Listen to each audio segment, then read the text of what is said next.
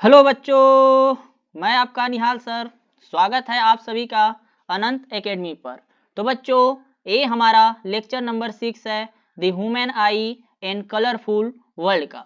तो इस लेक्चर में हम बात करने वाले हैं बच्चों टोटल इंटरनल रिफ्लेक्शन यानी TIR। इसको जानने के लिए आपको पहले रिफ्लेक्शन और रिफ्रैक्शन आना चाहिए। तो आप लोग को पता है कि रिफ्रैक्शन क्या होता है बच्चों। रिफ्रैक्शन क्या होता है? Bending of light when it passes from one medium to other medium. जैसे बेटा यहाँ से क्या करेगा, एक मीडियम वाटर है, दूसरा मीडियम एयर है, यानी जब वाटर से एयर में लाइट जाएगा तो क्या होगा, एक मीडियम से दूसरे मीडियम में जा रहा है। तो इसे हम लोग क्या बोलते हैं? रिफ्रैक्शन। क्या बोलते हैं बच्चों? रिफ्रैक्शन। अगर यहीं पे कोई पॉलिश्ड सरफेस है और उस पे क्या करे, बच्चों, अगर ये पॉलिश्ड सरफेस है और इस पे रे ऑफ लाइट इंसिडेंट हो रही है तो क्या होगा, कुछ पार्ट ऑफ लाइट रिफ्लेक्ट होगा। इस फेनोमेना को हम लोग क्या बोलते हैं बच्चों? Bouncing back of light in same medium is called reflection of light. यानी हमें दो चीज पता होना चाहिए। पहला क्या? सेम यानी एक मीडियम से दूसरे मीडियम में आ जाए बेटा, यानी बेंड होके रिफ्रैक्शन, या सेम मीडियम में वापस चला जाए यानी रिफ्लेक्शन। तो हमें रिफ्रैक्शन और रिफ्लेक्शन पता होना चाहिए। अब देखते हैं टोटल इंटरनल रिफ्लेक्शन क्या होता है। ठीक है बच्चों, तो यहाँ पे क्या है, हम लोग दो मीडियम ले रहे हैं। पहला मीडियम क्या है? वाटर, जिसका रिफ्रैक्टिव इंडेक्स क्या है बच्चों? N1 है। ठीक, उसी तरह दूसरा मीडियम क्या है बच्चों? एयर, जिसका रिफ्रैक्टिव इंडेक्स क्या है? N2। और हम लोग को पता है कि एयर के रिस्पेक्ट में कोई सा भी मीडियम आ जाए वो क्या होता है? हमेशा डेंसर होता है। क्या होता है बच्चों? Denser medium. तो यानी वाटर कौन सा मीडियम हो जाएगा हमारा? Denser medium. ठीक है, एयर कौन सा मीडियम होगा बच्चों? रेयरर। कौन सा?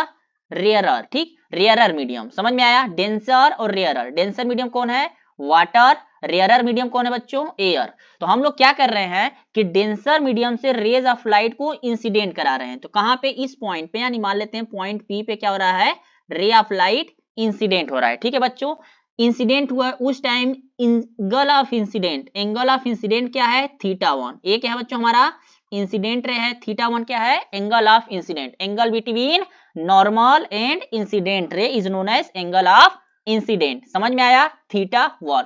अब क्या है? वाटर डेंसर है और एयर क्या है? रेयरर। तो जब रे ऑफ लाइट क्या करता है बच्चों? डेंसर टू रेयरर जाता है तो अवे फ्रॉम नॉर्मल बेंड होता है। ये क्या है हमारा? ये एक्चुअल पाथ ऑफ लाइट बनेगा बच्चों। लेकिन क्या है कि जो रे ऑफ लाइट आ रहा है वाटर से एयर में, यानी एक मीडियम से दूसरे मीडियम, तो क्या होगा? बेंड होगा। और बेंड किधर होगा? Away from normal. क्यों? क्योंकि डेंसर टू रेयरर आ रहा है। समझ में आया? ठीक, यानी समझ में आया। तो ये हमारा क्या होगा? रिफ्रैक्टेड रे। θ2 क्या होगा? Angle of refraction. इसी तरह बच्चों हम लोग क्या करते रहेंगे कि बार बार एंगल ऑफ इंसिडेंट को इंक्रीज करेंगे। क्या करेंगे? एंगल ऑफ इंसिडेंट को इंक्रीज करेंगे तो एंगल ऑफ रिफ्लेक्शन भी क्या होगा? इंक्रीज होगा। क्या होगा बच्चों? इंक्रीज होगा। यानी हम लोग क्या करेंगे? Number of time angle of incident को क्या करते जा रहे हैं? इंक्रीज करते जा रहे हैं। तो एंगल ऑफ रिफ्लेक्शन क्या होगा? इंक्रीज होगा। समझ में आ रहा है? समझ में आ रहा है ना? ठीक, यहाँ पे हम लोग क्या कर रहे हैं? एंगल ऑफ इंसिडेंट को इंक्रीज करते जा रहे हैं बच्चों। ठीक, इंक्रीज करते जा रहे हैं तो एंगल ऑफ रिफ्रैक्शन आल्सो क्या हो रहा है? इंक्रीज हो रहा है। समझ में आ रहा है ना? ठीक, एक टाइम ऐसा आएगा एंगल ऑफ इंसिडेंट, क्या आएगा कि एक टाइम ऐसा एंगल ऑफ इंसिडेंट आएगा कि उस टाइम रिफ्रैक्टेड एंगल, यानी रिफ्रैक्टेड एंगल क्या हो जाएगा बच्चों? 90 डिग्री। जब 90 डिग्री होगा तो यानी सरफेस में मिल जाएगा। ठीक, यानी जो सरफेस डिवाइड कर रहा है वाटर और एयर को, उसी सरफेस में मान लेते हैं क्या है? Angle of incident. वो एंगल ऑफ इंसिडेंट है जिसपे हमारा रिफ्रैक्टेड रे क्या कर रहा है? 90 डिग्री का एंगल बना रहा है। किसके साथ? नॉर्मल के साथ। तो इस एंगल को हम लोग क्या बोलते हैं बच्चों? Critical angle. क्या बोलते हैं? क्रिटिकल एंगल, जिसको थीटा सी से डिनोट करते हैं। मतलब कि थीटा सी वो एंगल होता है जिसपे हमारा रिफ्रैक्टेड रे कितना एंगल बनाता है? 90 डिग्री का एंगल बनाता है विथ नॉर्मल। समझ में आया? The angle of incident at which refracted ray makes 90 degree angle with normal is called critical angle। यानी क्रिटिकल एंगल भी इंसिडेंट एंगल ही है, लेकिन ये एक स्पेशल इंसिडेंट एंगल है जिसपे रिफ्रैक्टेड रे क्या करता है बच्चों? 90 डिग्री का एंगल बनाता है नॉर्मल के साथ। समझ में आया? तो यहां से हमें एक नया टर्म मिला। क्या मिला? Critical angle. क्या मिला बच्चों? क्रिटिकल एंगल, यानी क्रिटिकल एंगल भी एक तरह का इंसिडेंट एंगल ही है, बट एक स्पेशल इंसिडेंट एंगल है। कैसा स्पेशल है कि द एंगल या the incident angle eight which refracted रे, कौन सा रे बच्चों, रिफ्रैक्टेड रे makes 90 degree angle with normal is called incident angle, sorry critical angle, जिसको हम लोग थीटा सी से डिनोट करते हैं। समझ में आया? ठीक, यहां तक समझ में आया, बहुत बढ़िया।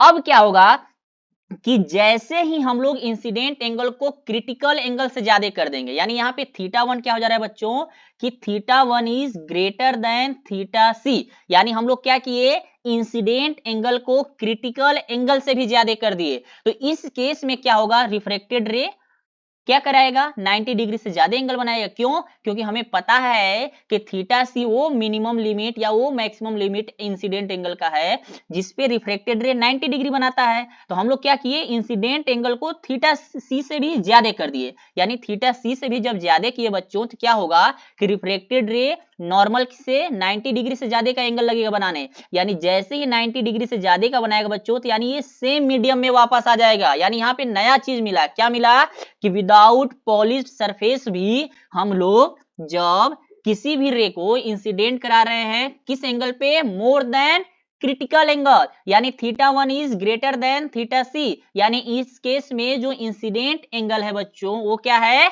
क्रिटिकल एंगल से ज्यादा है। तो जब हमारा इंसिडेंट एंगल क्रिटिकल एंगल से ज्यादा होता है बच्चों तो उस केस में जो हमारा रिफ्रैक्टेड रे होता है सेम मीडियम में वापस आ जाता है। ये क्या है हमारा इंसिडेंट रे। तो इसी फेनोमेना को हम लोग क्या बोलते हैं बच्चों, टोटल इंटरनल रिफ्लेक्शन, यानी यहाँ पे जो रिफ्रैक्टेड एंगल होगा वो क्या होगा, मोर देन 90। तो यहाँ पे हम लोग क्या हो जाएगा, मोर देन 90। समझ में आ रहा है? ठीक, समझ में आ रहा है, मोर देन 90। इस वजह से यहाँ पे रिफ्रैक्टेड एंगल की तरह को न मेजर करके हम लोग क्या मेजर करते हैं, रिफ्लेक्शन एंगल, यानी रिफ्लेक्टेड एंगल।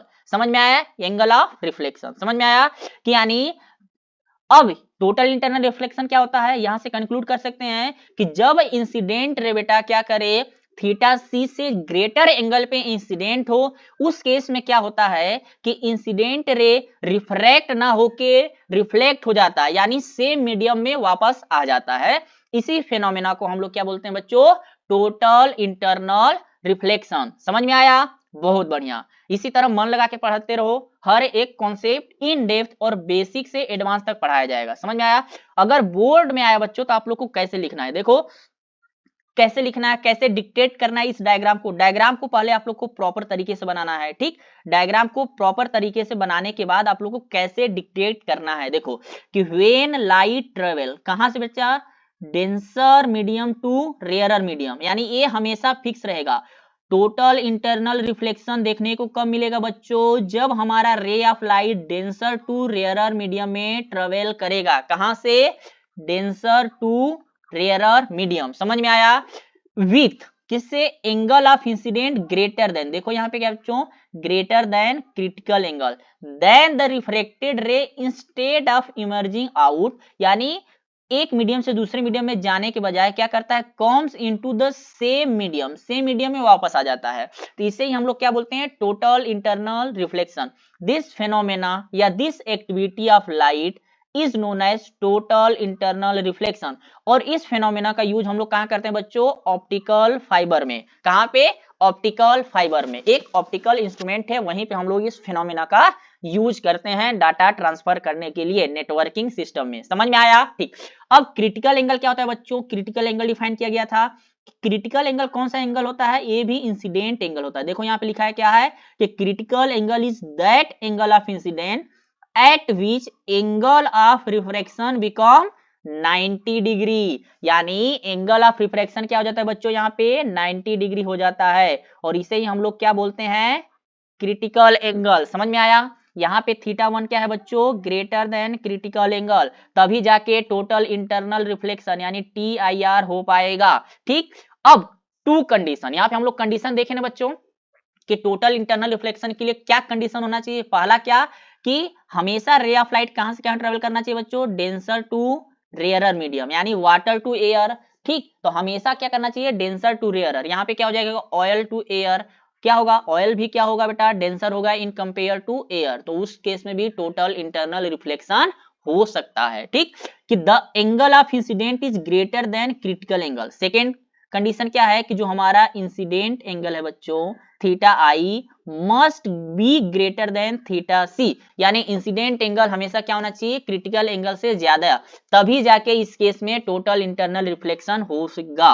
अगर ये दोनों कंडीशन नहीं फुलफिल होगा बच्चों तो टोटल इंटरनल रिफ्लेक्शन नहीं होगा। ठीक, तो बोर्ड में आएगा कि डिफाइन टोटल इंटरनल रिफ्लेक्शन, तो आप लोग को क्या करना है बच्चों, पहले डायग्राम बनाना है, और diagram should be neat and clean, मतलब डायग्राम ऐसा बनाना है कि वो क्लीन हो और देखने में अट्रैक्टिव हो और नोमेनक्लेचर हो कि कौन सा इंसिडेंट रे है, कौन सा रिफ्लेक्टेड रे है, कौन सा मीडियम रेयरर है, कौन सा मीडियम डेंसर है। हमें इन तीनों डायग्राम को बनाना है, समझ में आया बच्चों। ठीक, तब जाके हमें डिक्टेट करना है कि टोटल इंटरनल रिफ्लेक्शन क्या होता है। ठीक, कि जब वेन और ray of light incident from a denser medium to rarer medium या travel from a denser medium to rarer medium, ठीक, instead of comes out in second medium, it bounce back in same medium when angle of incident is greater than critical angle. This phenomena is called total internal reflection. The condition for TIR is क्या होता है बेटा, कि light should be travel from denser to